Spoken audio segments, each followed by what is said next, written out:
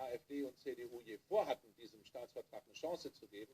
Aber klar ist, es gibt keine Mehrheit. Und damit sind wir in der Zwangslage, wir müssen vor das Verfassungsgericht gehen, denn es geht um ein verfassungsrechtlich geschütztes Verfahren, das von unabhängigen Experten ermittelt wird. Und jetzt müssen wir schauen, wie das in Karlsruhe ausgeht. I mean, Minister President of Sachsen-Anhalt, Hasselhoff, in the first place, joined this decision proposed and signed up by his parliament. But he actually, at the last minute, drops out of it. He could not defend the petition by pulling off his decision and going back on the premise. Why? Because his political calculation could not guarantee the full ratification by having a solid majority. But this is not really this is not about the political brouhaha, whether AfD and the CDU, they would actually have a chance to do this, or this would actually never be good enough. Then this type of political chaos was really one of the reasons why Hasselhoff decides to drop out of it. But, it's really about the public's right to know. This is a constitutionally guaranteed right. There should be a rigorous vetting procedure by the independent experts devoted to public broadcast neutrality and the public's interest in impartial knowing. That's the real reason it should be brought to the land's highest court. Because in the first place, that decision was not made without having a commitment to the public inquiry fulfilled by experts. That's the real reason this type of process should be probed by people with no party affiliations and political ties, rather rigorously independent experts should review the case to sort out the legitimacy. That's the real reason this case should be destined to Karlsruhe. That's really the highest court in Germany. Hasselhoff's calculation was like CDU would a team up with AfD.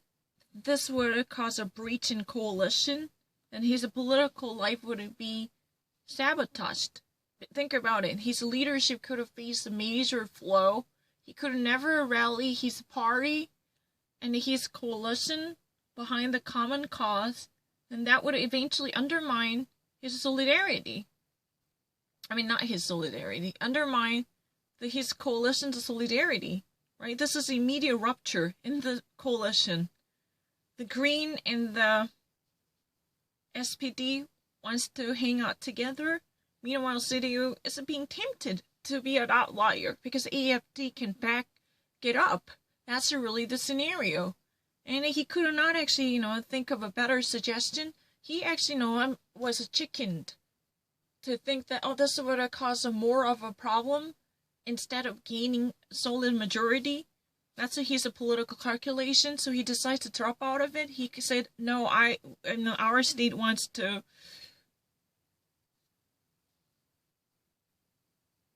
go back on this initiative. And this is really not about the political affiliation, whether AfD or CDU, their scheme would work or not, or this type of political rendition would cause chaos. It's really about the constitutionally defined public's entitlement to quality information. So there should be a scrutiny by eligible experts. Because in the first place, that decision was not made in that way. Selected people already had conducted a rigorous examination to legitimize the price uptick. This dispute should be examined by entitled professionals who could actually guarantee their commitment to impartiality in decision making. That's really the reason this case should be heading towards Karlsruhe. I mean, that's what he said.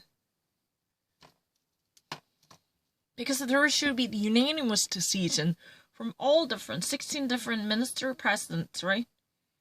The region's head, right? Unless there would be unanimous decision or unanimous consensus, then there would be no agreement.